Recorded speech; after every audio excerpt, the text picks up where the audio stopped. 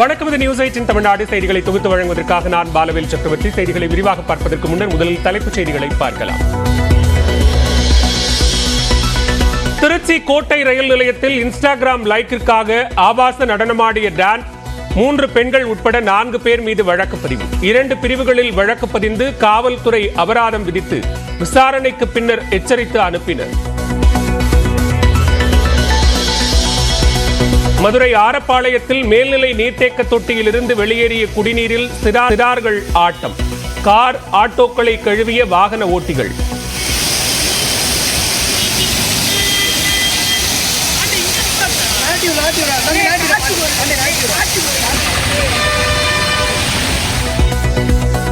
குடிநீர் விநியோகம் செய்ய நீரின் அழுத்தம் குறித்து ஆய்வு செய்ததாக மாநகராட்சி ஆணையர் விளக்கம்.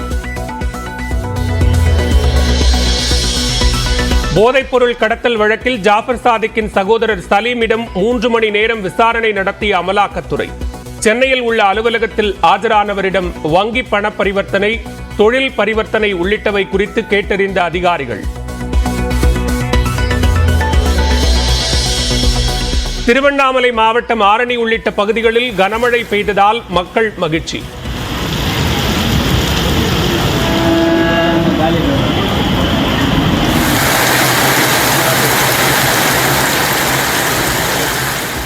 காஞ்சிபுரம், வேலூர், கோவை, சேலம் உள்ளிட்ட மாவட்டங்களிலும் மழை.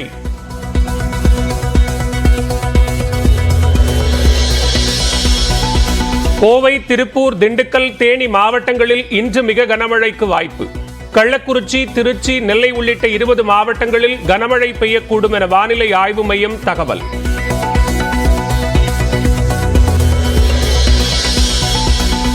நேற்று ஒரே நாளில் 41 இடங்களில் கொட்டி தீர்த்த கனமழை. அதிகபட்சமாக நாமக்கல் மாவட்டம் புதுச்சத்திரத்தில் 16 சென்டிமீட்டர் மழை பதிவு.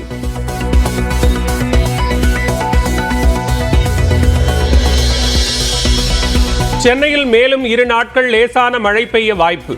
வானம் மேகமூட்டத்துடன் காணப்படும் என வானிலை ஆய்வு மையம் தகவல்.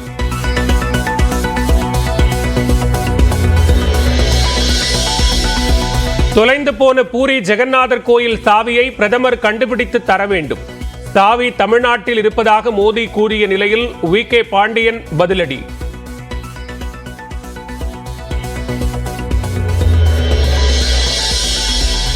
தமிழ்நாட்டு மக்களை திருடர்களாக இழிவுபடுத்தி பேசுவதை பிரதமர் நிறுத்திக் கொள்ள வேண்டும்.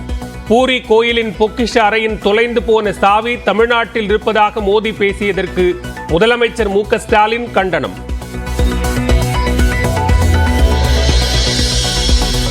கடன் வாங்கிய 3.5 லட்சம் கோடியில் புதிய பேருந்துகளை வாங்க நிதி ஒதுக்க வேண்டும். தமிழ்நாடு அரசுக்கு எதிர்க்கட்சித் தலைவர் எடப்பாடி பழனிசாமி வலியுறுத்தல்.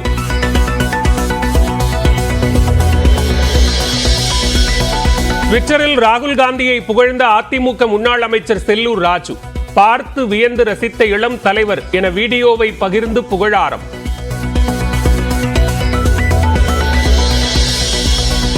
எளிமையான தலைவர் என்பதால் ராகுல் காந்தியை புகழ்ந்ததாக நியூஸ் 18க்கு செல்லூர் ராஜு பேட்டி. அதிமுகவில் எந்த அதிருப்தியும் இல்லை என்றும் விளக்கம். நெல்லை ரயிலில் 4 கோடி ரூபாய் பறிமுதல் செய்யப்பட்ட விவகாரத்தில் பாஜக மாநில பொருளாளர் எஸ்.ஆர். சேகரிடம் கோவையில் விசாரணை. விசாரணைக்கு ஆஜராக அவகாசம் கேட்டுள்ள பாஜக அமைப்பு செயலாளர் கேசவ விநாயகம்.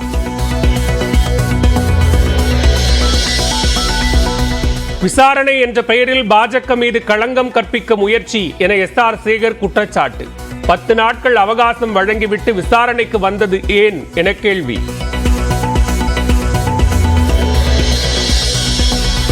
சிலந்தி ஆற்றின் குறுக்கே அணை கட்ட அனுமதி பெறப்பட்டதா என கேரள அரசுக்கு தென்மண்டல பசுமை தீர்ப்பாயம் கேள்வி.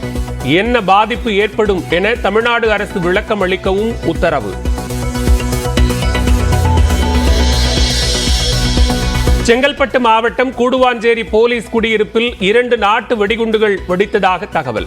படுகாயமடைந்த காவலருக்கு மருத்துவமனையில் சிகிச்சை. திண்டுக்கல்லில் பரமேஸ்வர் அம்மாள் கோவில் திருக்கல்யாண விழாவிற்கு இஸ்லாமியர்கள் சீர்வரிசை. மத நல்லிணக்க விழாவாக நடந்த கோயில் திருவிழா.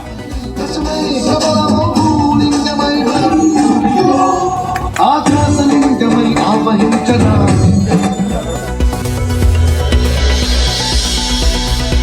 சென்னையில் ஆபரண தங்கத்தின் விலை சவரனுக்கு 320 ரூபாய் குறைந்து 54,880க்கு விற்பனை. வெள்ளி விலையும் ஒரே நாளில் கிலோவுக்கு 2000 ரூபாய் சரிந்தது. சென்னை எர்ணாவூர் ஆரம்ப சுகாதார நிலையத்தில் இடப்பற்றாக்குறையால் கர்ப்பிணிகள் தரையில் அமரும் நிலை இருப்பதாகவும் அலைக்கழிக்கப்படுவதாகவும் குற்றம் சாட்டியிருக்கிறார்கள். இத்தொடர்பான கூடுதல் விவரங்களோடு இணைகிறார் செய்தியாளர் அசோக்குமார். அசோக், என்ன நடந்தது? விவரங்களை பதிவு செய்யலாம். பாலா, அதாவது ஏதாவது பகுதியில பாத்தீங்கன்னா ஆரம்ப சுகாதார இந்த மருத்துவமனையில தினந்தோறும் 50க்கும் மேற்பட்ட கர்ப்பிணி பெண்கள் பரிசோதனை செய்வது வழக்கம். போதுமான இந்த பகுதியில பாத்தீங்கன்னா இந்த மருத்துவமனையில போதுமான இருக்கை இல்லை. அந்த கர்ப்பிணி பெண்களை தரையில் அமர வைத்த பிறகு அந்த காட்சிகள் நம்ம பார்க்க முடிகிறது. அதே போல் இங்க பணிபுரியும் செவிலியர்கள் அவர்களிடம் நல்ல முறையில் எதுவும் அணுகாமல் வார்த்தைகளை கடுமையான வார்த்தைகளும் பயன்படுத்துவதால் இதுக்கும் கர்ப்பிணி பெண்கள் எதிர்ப்பு தெரிவிக்கிறாங்க. இப்போ இந்த மருத்துவமனையில் மருத்துவர்கள் செவிலியர்கள் அதிகமாக பணி நிமிட வேண்டும், அதே போல இருக்கைகளை அதிகமாக போட வேண்டும் என்று அந்த கர்ப்பிணி பெண்களுடைய கோரிக்கையாக உள்ளது. பாலா, நன்றி அசோக், விரிவான விவரங்களுக்கு. வாக்குக்காக தமிழ்நாட்டையும் தமிழக மக்களையும் அவதூறாக பேசுவதை பிரதமர் மோடி நிறுத்திக் கொள்ள வேண்டும் என்று முதலமைச்சர் மு க ஸ்டாலின் தெரிவித்துள்ளார். ஒடிசாவில் பரப்புரை மேற்கொண்ட பிரதமர் மோடி தொலைந்து போன ஜெகநாதர் கோவிலின் கருவூல அறை சாவி தமிழ்நாட்டிற்கு கொண்டு செல்லப்பட்டதாக வி.கே. பாண்டியனை மறைமுகமாக விமர்சித்தார். இந்நிலையில் பிரதமர் மோடியின் இத்தகைய பேச்சு கோடிக்கணக்கான மக்களால் வணங்கப்படும் பூரி ஜெகநாதரை அவமதிப்பதோடு ஒடிசாவோடு நல்லுறவும் நேசமும் கொண்ட தமிழ்நாட்டு மக்களை அவமதித்து புண்படுத்தும் செயல் என்று முதலமைச்சர் மு க ஸ்டாலின் குறிப்பிட்டுள்ளார். ஜெகநாதர் மீது அளவற்ற பக்தி கொண்ட ஒடிசா மக்களை தமிழ்நாட்டு மக்களுக்கு எதிராக தூண்டும் வகையில் பிரதமர் மோடி பேசியிருப்பதாகவும் முதலமைச்சர் குற்றம் சாட்டியுள்ளார். ஆலயத்தின் பொக்கிஷத்தை களவாடும் திருடர்கள் என்ற பழியை தமிழ்நாட்டு மக்கள் மீது பிரதமர் மோடி சுமத்தலாமா என்றும் மு க ஸ்டாலின் கேள்வி எழுப்பியுள்ளார்.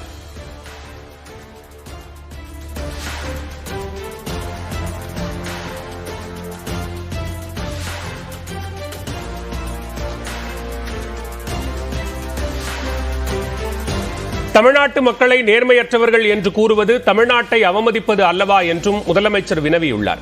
தமிழ்நாட்டிற்கு வரும்போது தமிழையும் தமிழர்களையும் உயர்வாக போற்றி பேசும் பிரதமர் மோடி ராஜஸ்தான், மத்திய பிரதேசம், உத்தரப்பிரதேசம், ஒடிசா போன்ற மாநிலங்களில் வாக்கு சேகரிக்கும் போது தமிழ்நாட்டு மக்களை வெறுப்பு மிகுந்தவர்களாக பேசி இரட்டை வேடம் போடுவதாக முதலமைச்சர் சாடியுள்ளார். வாக்குக்காக தமிழ்நாட்டையும் தமிழர்களையும் அவதூறு செய்வதை பிரதமர் நிறுத்திக் கொள்ள வேண்டும் என்று குறிப்பிட்டுள்ள மு க ஸ்டாலின் மோடியின் இரட்டை வேடத்தை மக்கள் புரிந்து கொள்வார்கள் என்று கூறியுள்ளார். தேர்தல் பரப்புரையில் முன்னுதாரணமாக திகழ வேண்டிய பிரதமர் வெறுப்பு பேச்சுக்களின் மூலம் மக்களிடையே பகை உணர்வையும் மாநிலங்களுக்கிடையே குரோதத்தையும் தூண்டி வருவது நாட்டுக்கு நல்லதல்ல என்றும் முதலமைச்சர் மு க ஸ்டாலின் கண்டனம் தெரிவித்துள்ளார்.